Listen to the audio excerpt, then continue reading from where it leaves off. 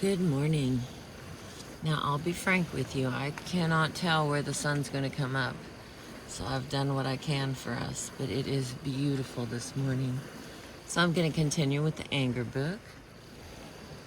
We are under reaction. I think we're in chapter 4. Understanding how anger goes awry. Reaction. The reaction behavior of others from the external environment affects one's internal emotional circle. When a person spends most of her time with others who are kind, honest, and positive, the feedback is of this nature, and her internal response follows suit. The child who is told repeatedly that she is pretty begins to believe it. The worker who is acknowledged for merit sees self as worthy. On the other hand, if the people surrounding her are sarcastic, manipulative, and judgmental, the events in the environment become a negative barrage, producing an abundance of hurtful feelings. To survive emotionally, the individual must use defenses often. The more often defenses are used, the harder they are to turn off.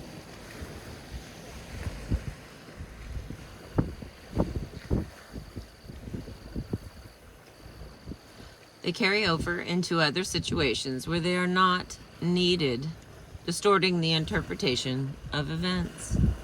A person who spends a great deal of time with a sarcastic group of people expects to hear sarcasm, not only from them, but also from others.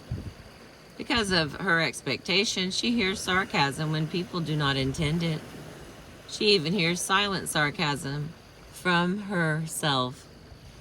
This misunderstanding results in distortions in thought. Oh my Lord, that is so pretty. Something's upsetting with the lighting there. All right. Research about destructive anger. Alright, I'm going to slip this out here so I can show you what I got going on here. In case you want to screenshot something. Apparently I thought that one was important. Okay. Back to the hole in the sky. Looks like a big hurricane.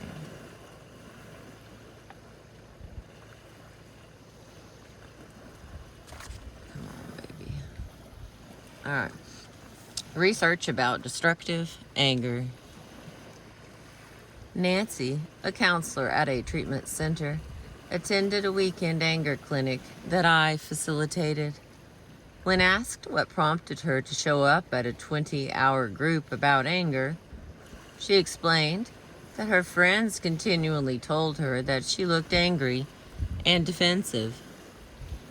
She went on to say, "Even when I'm working with clients and I think I'm showing them that I care, they say I'm loud and harsh. I don't feel angry then. When I am angry, I pout." Nancy's anger was destructive. It was hurting those she tried to help, affecting her competency as a counselor, and damaging her social relationships.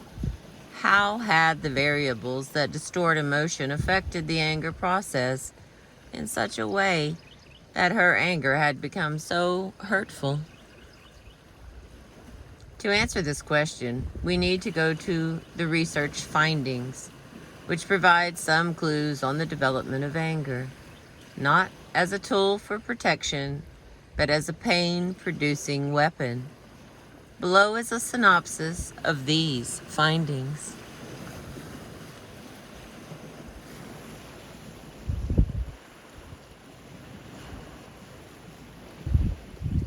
All right, aggression is a response to frustration.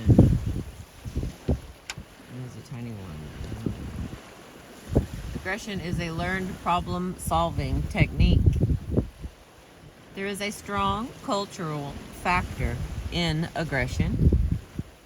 Aggression is most likely to occur when the chance of painful consequences is low. Violence is a way of overcoming a strong sense of worthlessness and helplessness. Anger is tied to self-identity.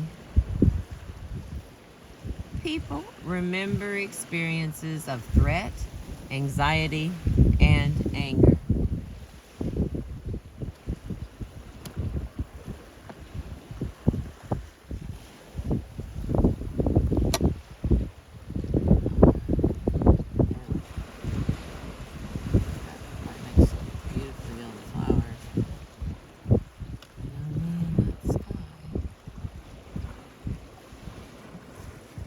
Okay.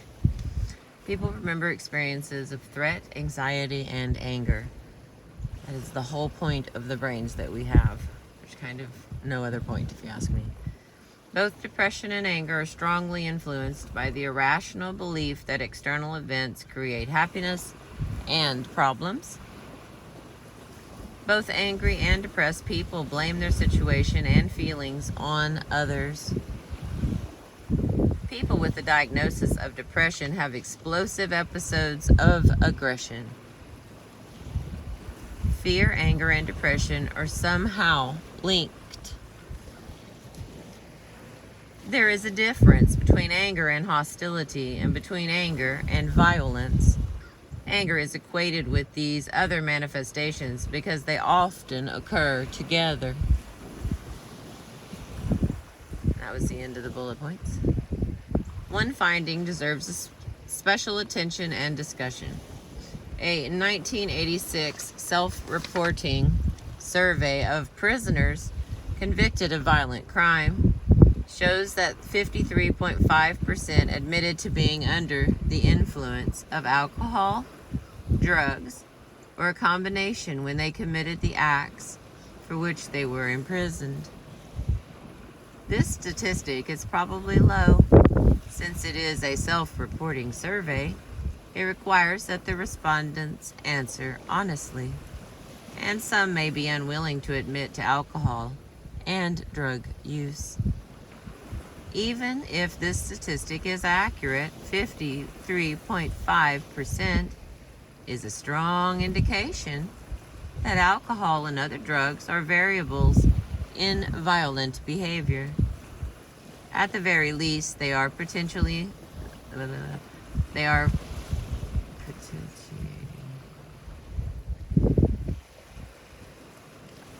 Lordy. At the very least, they are potentiating ingredients of extreme aggression that cannot be ignored. Nothing can change a person's anger patterns when alcohol or other drugs are involved until the chemical use stops. These chemicals cloud the thought process. They distort reality and impair judgment. They radically interfere with the body's chemical makeup. If you are reading this because you or someone you care about is having difficulty with anger, consider whether alcohol or other drugs are involved. If the answer is yes, please put this manual aside and go to a substance abuse professional. Further reading can bring about no benefit until the chemical use stops. All right, the next category in chapter 4, how anger becomes destructive. The research findings and the variety of ways feelings can be affected suggests that the distortion of healthy anger is a complex and gradual process. Figure C demonstrates this fact. I don't know where that's at yet, or where it's located. How about that? People don't live in isolation. The importance and magnitude of culture and its effects upon an individual's inner life cannot be overestimated. People learn and transmit cultural norms through small social groups, like families, church, schools, peers, and others. They adapt the larger society's patterns, customs, and beliefs to their specific needs. This cultural training begins before a child can speak and is so pervasive that people pay as little attention to it as they do to the air they breathe. Yet nothing has a greater impact on the individual's experience and use of anger than this one variable. From these miniature societies, an individual learns about emotions, self, and acceptable behaviors.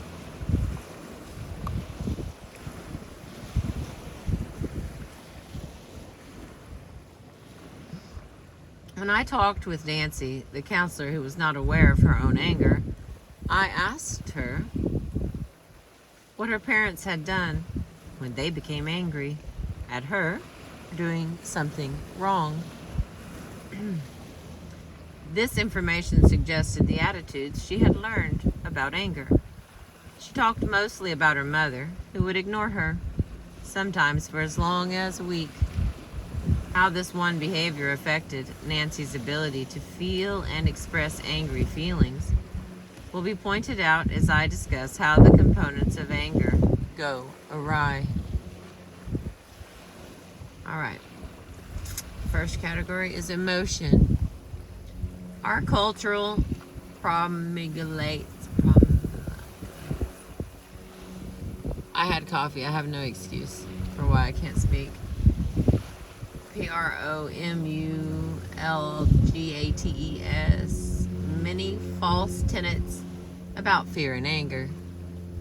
When integrated into a person's response pattern, these beliefs create problems.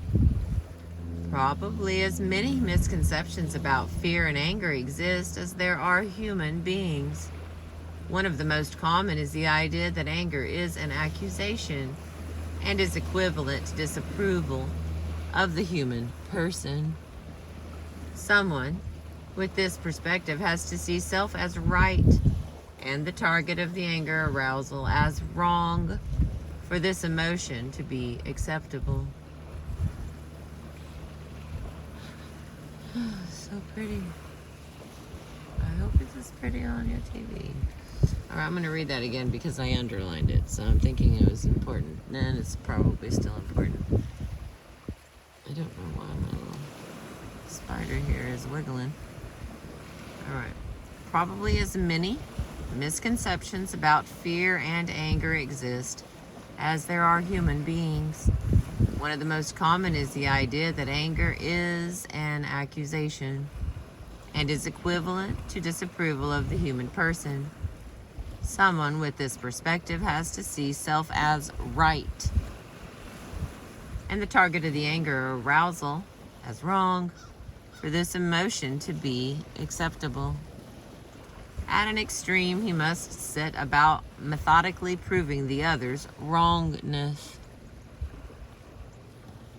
His anger is therefore very judgmental, leaving little room for mistakes from self or others. The flip side is also true. He interprets other people's anger as finger-pointing and accusatory, an evaluation of his personal growth. To a greater or lesser degree, most parents teach this misconception about anger without realizing the lesson they are instilling. When do parents express anger toward a child? The answer is obvious. When the child has made a mistake, done wrong, or failed to follow directions. There is nothing inappropriate about a parent's expressing anger as long as the child is not accused of having caused the emotion, and as long as the message is clear that the behavior is wrong, not the child.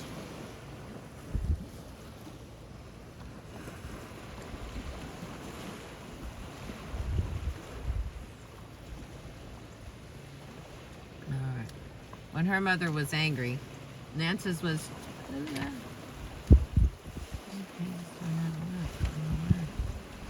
All right. When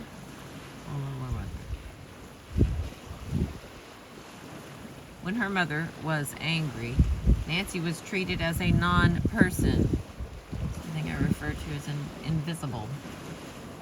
She learned that she had caused her mother's anger and that anger is hurtful.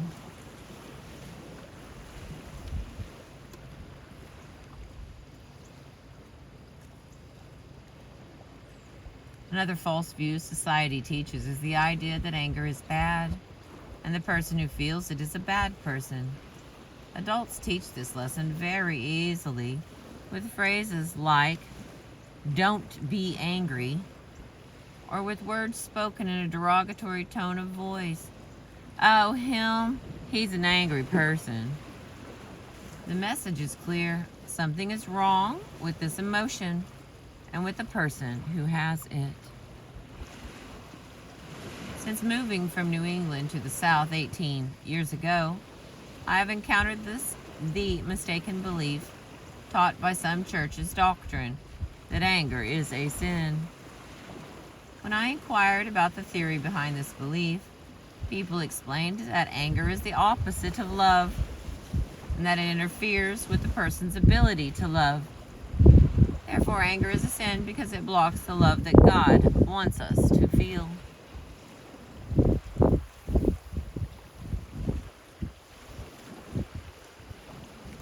I do not have the expertise to argue about what God wants. I can argue that anger and love are not opposites, and that anger does not interfere with love. Indeed, anger is an integral part of love. There is no need to look far to understand what I mean. The relationship between a mother and her child illustrates the point. Think of how strong and unconditional that love is. And yet, each mother I have talked to agrees that her angriest moments involve her children.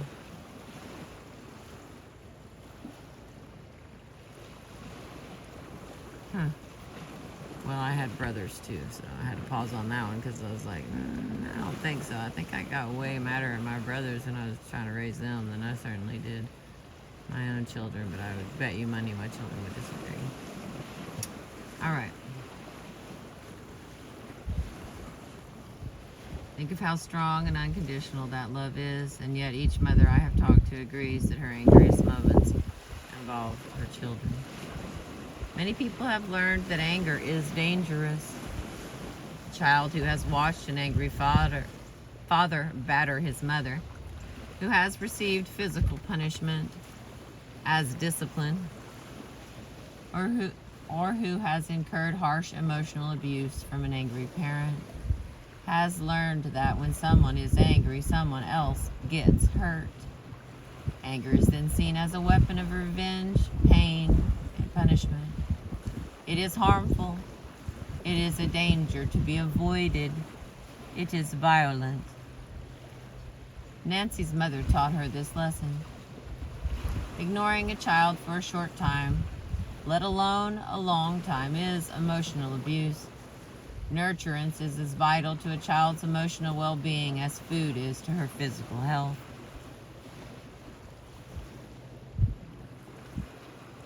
Our culture inculcates other erroneous views about emotions that affect the anger process, such as fear is wrong. This piece of misinformation is usually held by a person who believes that feelings are divided into two categories, good and bad. Good feelings are those deemed pleasant. Bad feelings are all the rest. These groups are mutually exclusive, and only feelings from the pleasant category are acceptable. The others aren't allowed. Fear is almost always placed in the bad category. Parents, teachers, and friends imply this falsehood every time they try to remove fear from someone by saying, "There's nothing to be afraid of. It won't hurt." Or, "Don't be nervous, it'll be okay." The idea comes across that to be nervous or scared is not okay. The idea that men don't feel afraid distorts countless personalities in our culture. Fishback's study not only showed that children learn to label feelings by the age of 6, but that a significant number of boys could not label fear. I am convinced that at an early age, boys learn that fear is not a manly emotion. Cowards and sissies are afraid. Men are not. This attitude used to be called the John Wayne syndrome, a term that can now be updated to the Rambo syndrome. Be a big boy. Face it like a man, are the words spoken to many a small child. They mean, hide your fear. Don't feel it. Probably the fathers of such children rarely, if ever, demonstrate their fear, a flatness which reinforces the lesson.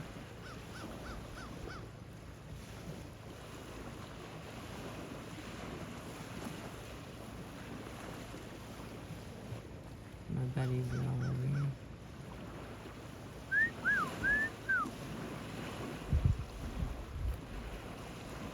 I'm just making a camera. All right, let's try to get this finished. Oh, another word I don't know. A concomitant. Concomitant. Of the damaging emotional rule about men and fear is the prohibition that ladies don't get angry. There is something socially unacceptable about a woman who openly expresses anger, even if she expresses her angry feelings appropriately. She is often labeled as aggressive, unfeminine, or tyrannical.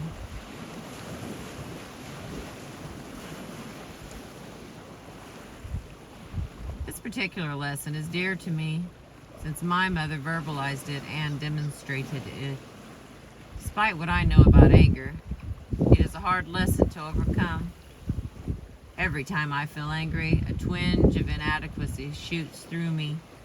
I am sure that at that moment, I just flunked ladyhood.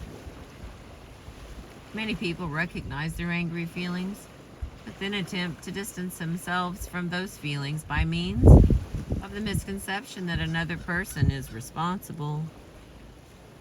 Something or someone else has caused the anger.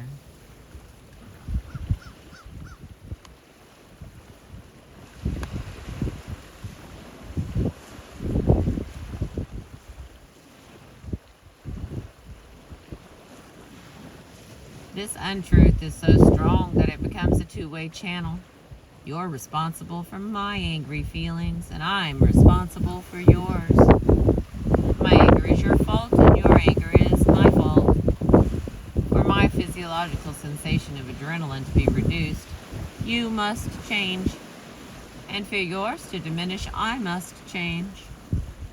Blaming anger on another person is so common that it has become incorporated into our language. You make me angry.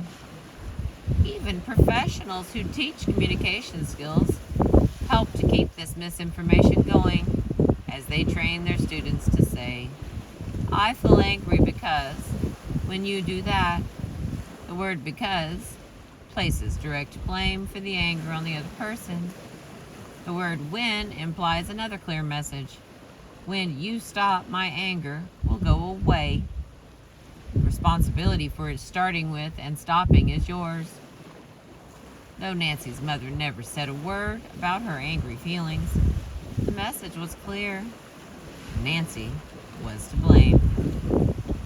The assimilation of such misinformation as these cultural tenets into a person's feeling life results in distortions, a limited range of emotions, or a lack of feeling. Belief in these ideas requires the individual to deny and avoid the feeling. The consequence is an inability to feel, reverse labeling and unclear labeling, an adoption of the victim posture. The inability to feel develops when a person believes that angry feelings are so bad that they must be avoided at any cost. To some extent, Nancy experienced this problem. Her friends could see her anger, even when she didn't know she was feeling it.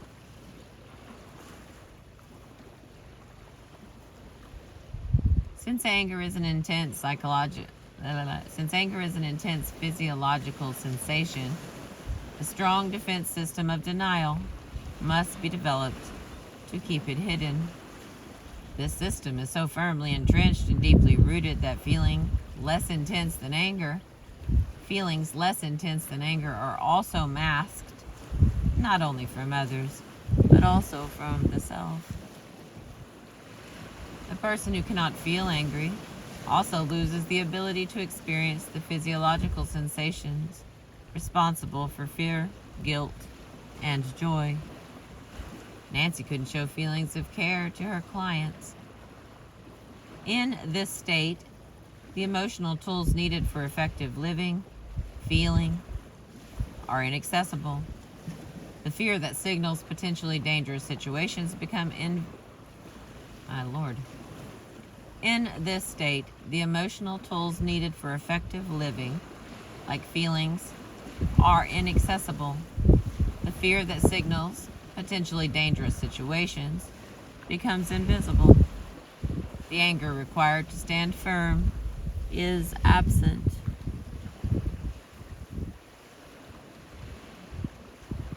Reverse labeling occurs when someone believes that anger is okay, but fear is bad.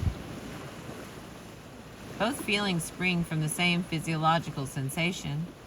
Eventually, therefore, whenever the sensation occurs, he labels it anger. Fear or anxiety might be the more appropriate label for the situation, but anger is more acceptable. He vehemently denies being afraid of anything. The denial is honest. He doesn't know his initial adrenaline sensation originates in fear. He seems intensely angry because he is using the anger label to denote two emotions instead of one, and then he acts accordingly. Alright, I'm going to stop there because I think I can fit the last bit in one video. Okay, I'm not going to stop there because I didn't get to the end.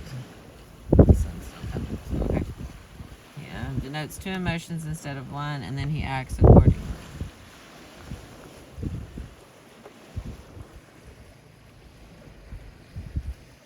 The opposite phenomenon also happens. Someone who finds fear more acceptable tends to stay. Oh, no, baby, no, baby. Okay. The opposite phenomenon also happens. Someone who finds fear more acceptable tends to stay with that label when the adrenaline of anger is released. She escapes and avoids when she might more advantageously stand firm. She feels a level of fear that seems excessive for the occasion. And the next one. Unclear labeling occurs when someone can feel the sensation but has been taught that more acceptable labels than anger or fear attach to it. These labels include, but are not limited to, upset, bored, tired of, hurt, and disappointed. There is nothing inherently incorrect about these words. Unfortunately, they aren't specific enough to clarify which sensation is being felt. To me, upset means terribly sad. To someone else, it means angry. To another, it means afraid. These labels lead to emotional confusion in the person who uses them and misunderstanding in those who hear them. One of my experiences shows how people can fail to communicate. Somehow I have learned that excited means sexually aroused. I was working in an outpatient clinic on an especially hard day when my last client arrived. He was a 67-year-old man, balding and toothless. He wore a dirty coat and appeared not to have had a bath in quite a while. As I was confronting him about some of his inappropriate behaviors, he turned to me and said, "Lorraine, you're getting me excited." My immediate thought was, it's too late in the day to deal with this kind of thing. I still thank God that I asked my client for clarification and didn't respond according to my assumption about the meaning of excited. What he was trying to tell me was that he felt angry.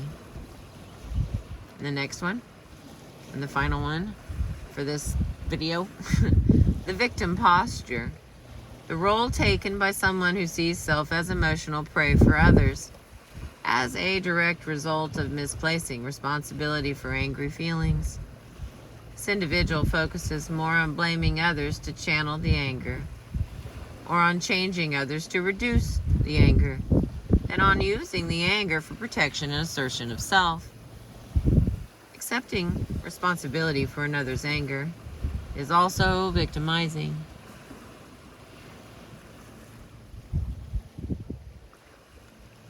Someone whose attention and effort are focused on others' feelings hasn't the energy to spend on personal wants and needs. As figure C illustrates, a person who experiences these problems is emotionally isolated from self and others, deprived of the feelings, information valuable to effective daily functioning. They cannot know how to express or respond to the masked emotions when they do surface. Alright. Well, I got like 3 or 4 more pages left, but I'm thirsty. So I'm gonna have to break for a second. Okay, here's this other figure. I know it's beautiful. I'm sorry. I know it's beautiful. Okay, so here's the little thing. I can't see because I'm blinding. Anchor gone awry. So here's our little chart. Guess you need a writing